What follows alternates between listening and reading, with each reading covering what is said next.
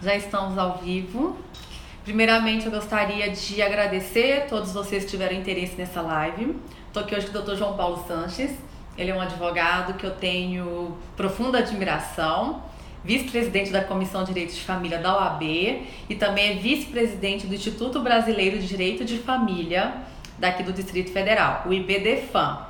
Então já aproveitamos para convidar vocês a fazerem parte do IBDFAM, venha debater conosco sobre direito de família, todos os atuantes da área. É muito importante que a gente compartilhe e ajude uns aos outros. Sem dúvida, Marielle, um prazer, obrigado. A recíproca é totalmente verdadeira, advogada competente, talentosa, aguerrida, super instruída e antenada aí no direito de família. O IBDFAM está de portas abertas a todos os seguidores da Marielle, venham participar da gente, das nossas discussões, dos nossos debates, dos nossos congressos e aprender com a gente e ensinar para a gente tudo que vocês têm a trazer também. Nós vamos começar aqui expondo sobre a guarda de filhos, falaremos sobre a guarda unilateral e a guarda compartilhada e alguns pontos que são muito questionáveis e que tem muita dúvida, tanto por parte de estudantes e advogados em início de carreira, quanto também por pessoas que nos procuram como advogados e sem entender, sem saber como que funciona esse Instituto da Guarda. O Dr. João Paulo Sanches ele vai explicar, iniciar explicando sobre a guarda e eu também compartilharei aqui um pouco da minha experiência, complementando o que ele falar aqui hoje. Que com certeza é mais vasta do que a minha, o Teodoro já disse. 20 anos de advocacia, eu tenho 10 anos de advocacia, né? Mas vamos juntos. O que a gente tem percebido, tem pontos muito sensíveis, né, Marielle, com relação à guarda, e que não só para os estudantes, para os advogados, mas os próprios juízes e promotores, eu tenho visto isso em muitas audiências, tem feito grande confusão com relação aos institutos da guarda, principalmente com relação à guarda compartilhada, que é o ponto mais sensível, mais moderno, já que a lei, né, inovou recentemente o nosso ordenamento jurídico, trazendo a guarda compartilhada.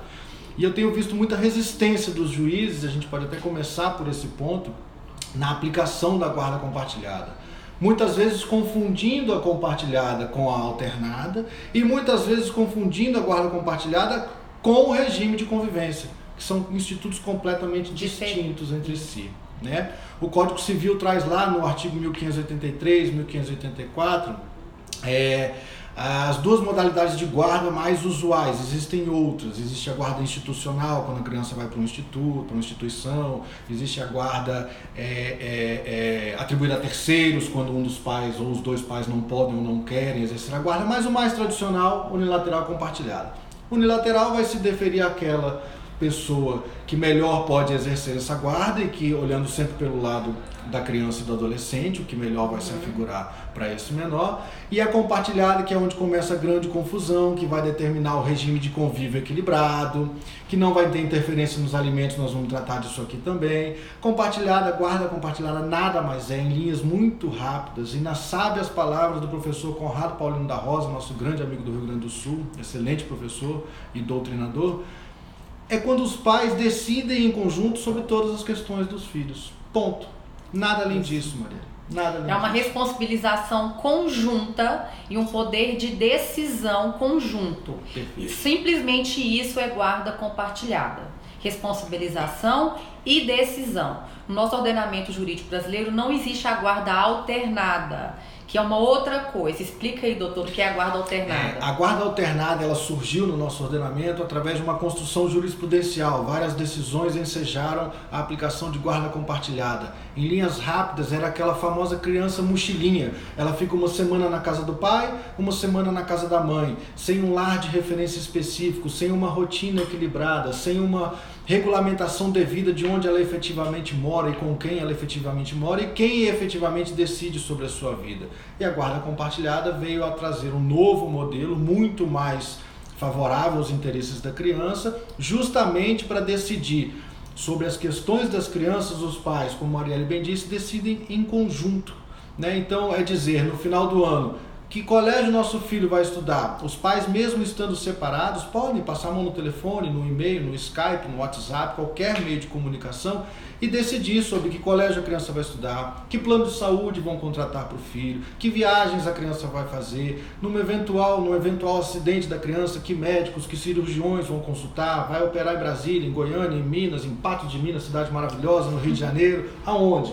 Essa é a grande inovação trazida pela guarda compartilhada, que ambos decidam em conjunto. E tem uma série de prevenções que se desencadeia com a aplicação da guarda compartilhada. Uma delas, alienação parental, ou usurpação do outro poder familiar. Né? Minha autoridade é maior do que a autoridade da mãe. Não é. O poder familiar é igualitário para todos. Então acho que a grande inovação que a guarda compartilhada trouxe foi essa. Remédios de prevenção para alienação parental, para exercício regular por ambos os genitores do seu poder familiar, que é inerente a ambos, né? E aqui a gente, quando fala de poder familiar, é muito legal para os seus seguidores, Marielle, a gente dizer o seguinte: aquele pai que se sente prejudicado porque a mãe é que é a responsável financeira no colégio, ele não tem acesso às notas, ao calendário escolar, isso não tem nada a ver com guarda, isso decorre do poder familiar. Esse pai, pelo simples fato de ser genitor, ou essa mãe, pelo simples fato de ser genitora, pode ir a esse colégio e dizer: eu sou pai, eu sou mãe, eu quero acompanhar a evolução estudantil escolar do meu filho. Então, acho que a grande diferenciação que a gente tem que fazer da guarda alternada para compartilhada é: alternada não existe no ordenamento. No ordenamento jurídico brasileiro, exato, não existe guarda alternada. Exato. Temos a guarda compartilhada como a regra. Perfeito. E que é o que vai ser aplicado pelos juízes em caso de litígio, de briga entre os pais. Para que fique bem claro, de uma forma bem fácil. E aí você trouxe o grande ponto, que talvez seja a chave de tudo que a gente vai falar aqui, que seja muito importante, que é o seguinte: guarda compartilhada é a regra. Mas nem sempre os juízes estão seguindo essa regra, nem sempre os advogados estão pautando as suas petições para que seja aplicada essa regra. E fazem isso tanto os juízes quanto os advogados e outros operadores do direito com base em alguns argumentos que, a nosso sentir, pelo menos a meu sentir, estão equivocados. Quais seriam esses argumentos? Primeiro, de que não há diálogo entre os pais. Se você ler lá no artigo 1583 ou 1584, diz que quando não há consenso entre os pais, deve-se aplicar a guarda compartilhada. Esse é o intuito da lei, Marielle. Ela foi feita por isso mesmo. Exato. Quando há briga, não há conversa, por isso que tem que aplicar, porque é mais comum que aconteça alienação parental. Perfeito. Quando os pais estão brigando. E através de uma guarda compartilhada vai inibir, vai obstaculizar, é assim mesmo, obstaculizar essa prática da alienação parental, que é denegrir a imagem do outro, nem que seja de forma direta ou de forma indireta, que é falando para terceiros, mas a criança está próxima e escuta. Né? Não pode acontecer esse tipo de coisa em hipótese alguma. Perfeito, exatamente.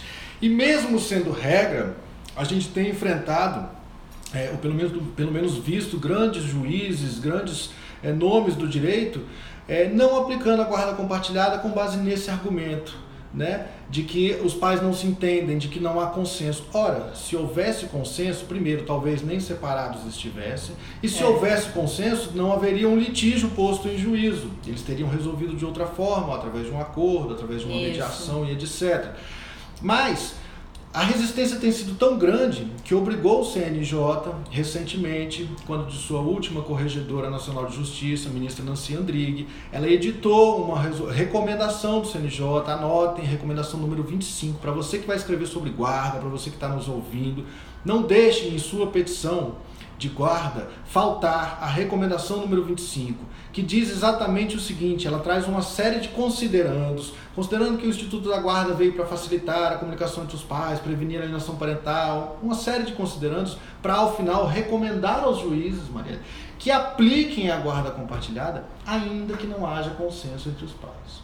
Se esse é o intuito da norma, que veio para justamente fazer com que os pais se entendam, pelo menos com relação às questões dos filhos, a gente tem que lutar pela aplicação dessa modalidade de guarda. Da lei. A gente perfeito. Tem que lutar pela aplicação da lei. Perfeito. E quando há violação de lei, tem que entrar com recurso para o STJ. Para fazer, que é o guardião das leis infraconstitucionais, que vai fazer com que não seja violada nenhuma lei. Se tem a lei, é para ser aplicada a lei. Se tivesse sido sendo aplicada, não precisaria nem dessa resolução do CNJ. Exatamente. Né? No Brasil é uma coisa absurda isso. Você tem a lei, ninguém aplica, tem alguém para dizer aplique. Tem alguém para dizer aplique a lei. Então, coisas que só acontecem no Brasil mesmo. É verdade. Agora, por outro lado, Marielle, é bem verdade que existem alguns casos de ausência de diálogo total entre o par parental, entre os genitores, que realmente impedem a aplicação da guarda compartilhada. São aqueles casos em que há ameaça de morte, em que há medida protetiva deferida, né, há processo judicial criminal, há ocorrências na delegacia, as partes não podem se ver porque é igual fio desencapado, vai sair fogo, vai sair faísca, vai dar morte. Realmente, nesses casos, não há como o judiciário, tentando preservar os interesses do menor, alimentar um diálogo forçado entre os pais. Nessas hipóteses eu concordo que não é viável. Mas o juiz não pode cair na vala comum de dizer o seguinte: os pais estão se ofendendo aí pelo WhatsApp, mensagens, e eu não vou aplicar a guarda compartilhada. Não tem sentido. Não tem sentido. É grande papel do advogado nesse sentido, provocar o Ministério Público para que se manifeste nesse sentido, né, para a gente extrair o que melhor que a guarda compartilhada pode trazer, que é o entendimento entre os pais. Briguem por patrimônio, briguem por pensão alimentícia, aliás, não briguem por nada, mas se querem brigar, briguem por outros motivos, e não por impedir a convivência do filho com os genitores. Porque a criança, ela precisa conviver tanto com a mãe, com o pai e com as famílias maternas e paternas. Exato. Isso faz parte do crescimento dele com 2 referenciais.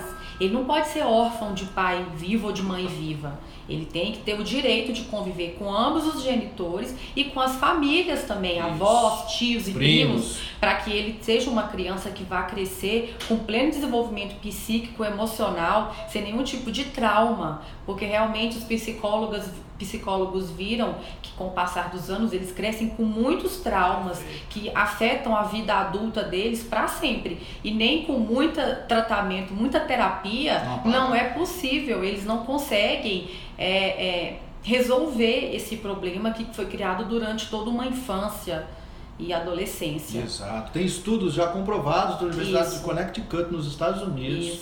Professora doutora Sandra Maria Bácara, que me ensinou isso, grande psicóloga aqui de Brasília, que diz que esse prejuízo que se causa pela ausência de uma das figuras, ao paterno ou à materna, na formação de um filho é inalcançável. Não tem da mesma forma como a gente sabe, quando alguém realmente de fato perde um genitor, morre mesmo, ele cresce órfão, ele já tem problemas, dificuldades de não ter tido. Se ele for órfão de pai vivo, então é pior, porque ele se sente rejeitado, ele se sente excluído, o pai não gosta de mim ou a mãe não gosta de mim. Então cria fantasmas na cabecinha da criança que ele criou, que faz parte da sensação dele de rejeição, que de alguma forma ele criou na cabeça. Então é muito grave. Então os pais têm que pensar sempre na criança, pensar sempre no filho, que a relação pai-mãe é uma. Se marido e mulher não deu certo, foi o pior esposo ou mulher do mundo, agora a relação pai e filho é outra. Ele pode ter sido o melhor pai, melhor mãe do mundo para aquele filho. Tá? Não foi um bom marido, uma boa esposa, mas pode ser o melhor pai ou melhor mãe.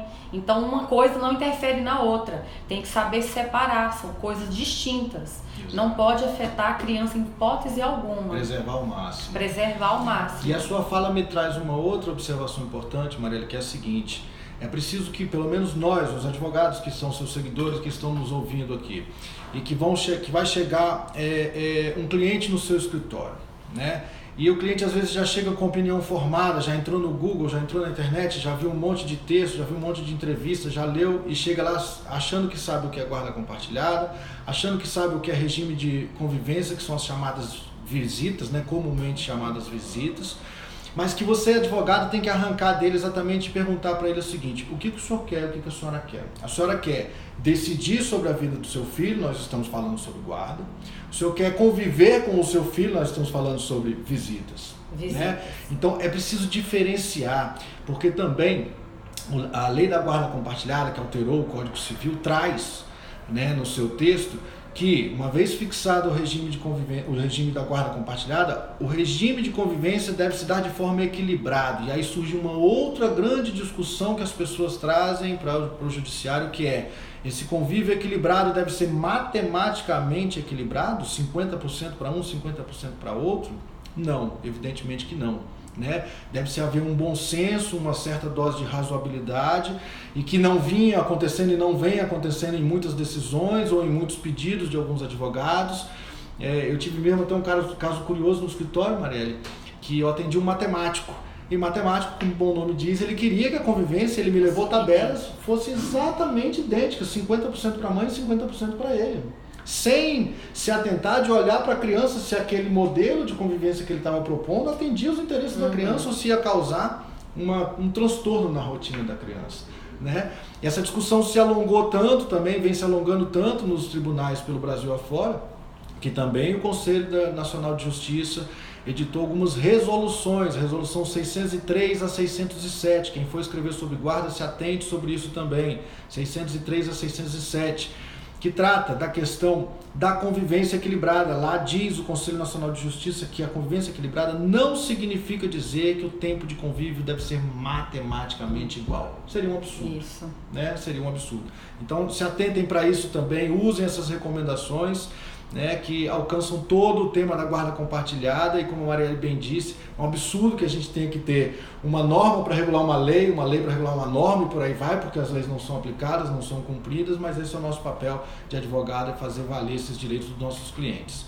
E surge também com essa discussão, né, a questão da influência nos alimentos. Se a aplicação da guarda compartilhada, já que estamos a falar de guarda, traria alguma aplicação, alguma incidência com relação aos alimentos.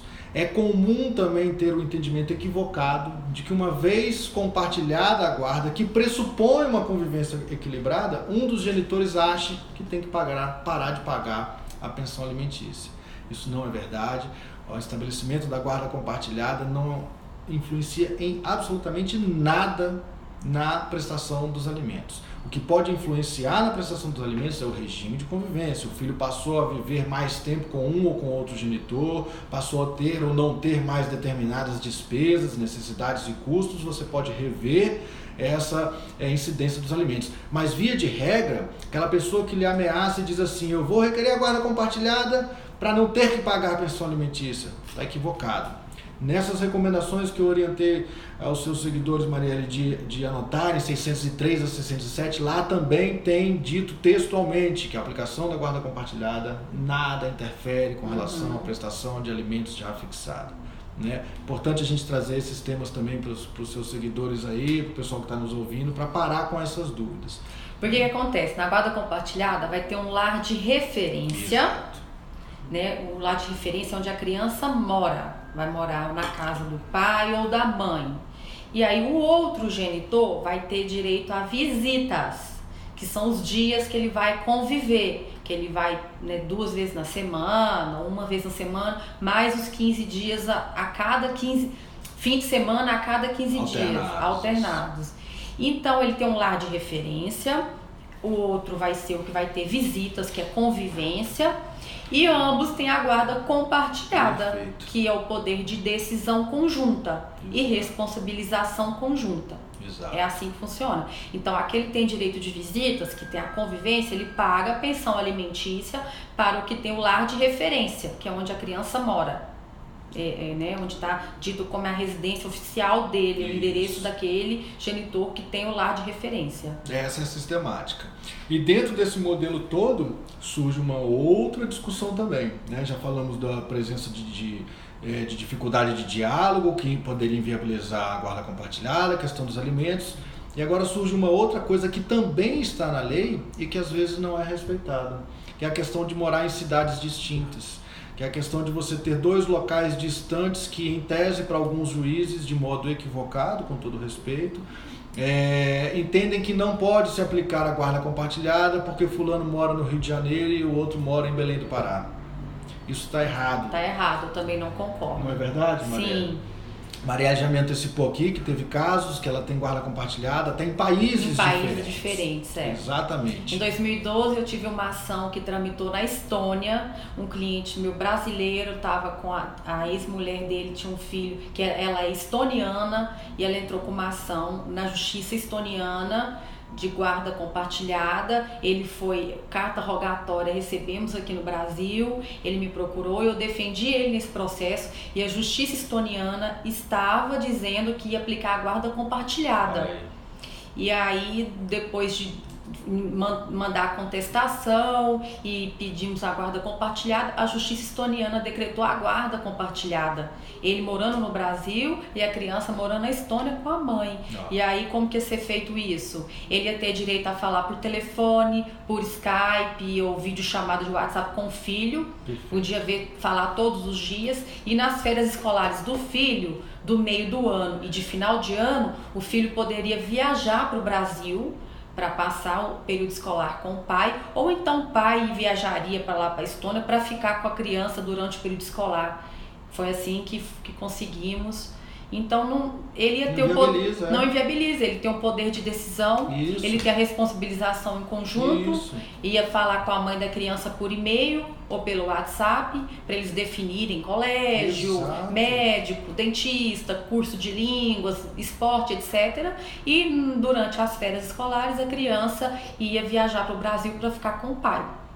Foi assim que foi feito. E também já tive outros casos também, pela justiça brasileira, que fizemos um acordo, inclusive um caso agora recente, que eu acabei de fazer um acordo porque a mãe mudou para Portugal para fazer um doutorado, e aí o pai, a gente requereu então a guarda compartilhada com lá de referência para ele, e aí conseguimos formular um acordo, protocolamos na justiça, estamos ainda em trâmite para a guarda compartilhada, com a mãe morando em Portugal e o pai morando aqui em Brasília. E mesma coisa, no mês de julho, o pai vai pagar a passagem para a menina passar o julho inteiro com a mãe em Portugal, e no final do ano também, férias escolar, a criança também vai viajar para Portugal para ficar lá com a mãe e o restante do ano aqui, e os dois decidindo a vida da criança. Minha criança de 5 anos. Então, não inviabiliza. Seja por meio de litígio ou com um acordo, é super possível, porque é poder de decisão e de responsabilização. Além de grande advogada e competente, é uma grande conciliadora, né? Coisa que não pode faltar para você que está nos ouvindo. Conciliador, parou? Eu não sei, vamos ver. Estamos de volta. Recebemos uma chamada. Oi, vocês estão assistindo a gente? Tá aí, gente? Estão vendo a gente? Que aqui para a gente parou. Acho que sim. Ai, meu Deus. Na próxima vez, como é que eu faço com essas chamadas para não ter? Eu acho que estão aparecendo. Ah, tá aparecendo, mas a nossa imagem não tá aparecendo. Não tem problema. Mais alguma coisa pra gente encerrar, pra gente falar? Eu acho que a gente já falou basicamente de tudo. Importante esse lado que eu ia dizer, conciliador, que não deve faltar também para o advogado de família, né? Que tá aí com essas coisas de família.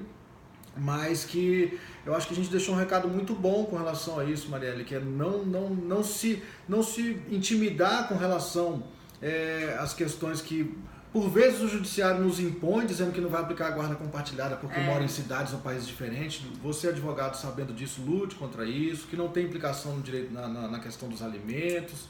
Enfim, acho que a gente deixou aqui algumas orientações bacanas trazidas pelo CNJ e pelos tribunais. Ficamos sem o nosso vídeo aí, né? Não tá. Que pena. Mas bom, pelo menos deu pra gente, já tava no finalzinho mesmo. Acho que falamos tudo que tinha pra falar. O único ponto que eu queria falar aqui é que, pra vocês advogados, né, a guarda está disciplinada no artigo 1637 do Código Civil, e tem também no Estatuto da Criança e Adolescente, artigo 33 a 35.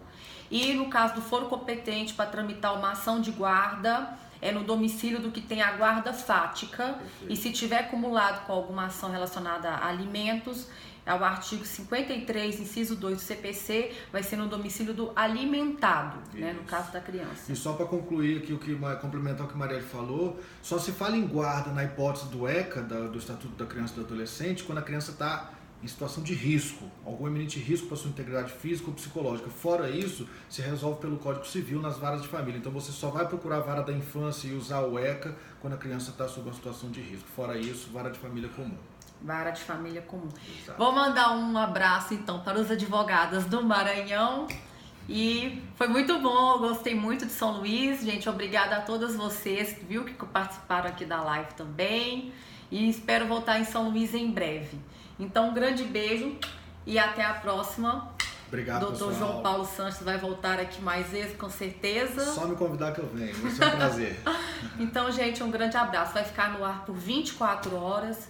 Então, podem revisar quantas vezes quiserem, anotar tudinho aqui que foi ensinado pelo nobre doutor João Paulo Sanches. Conselho. Obrigado. Um grande abraço e até mais. Tchau, tchau.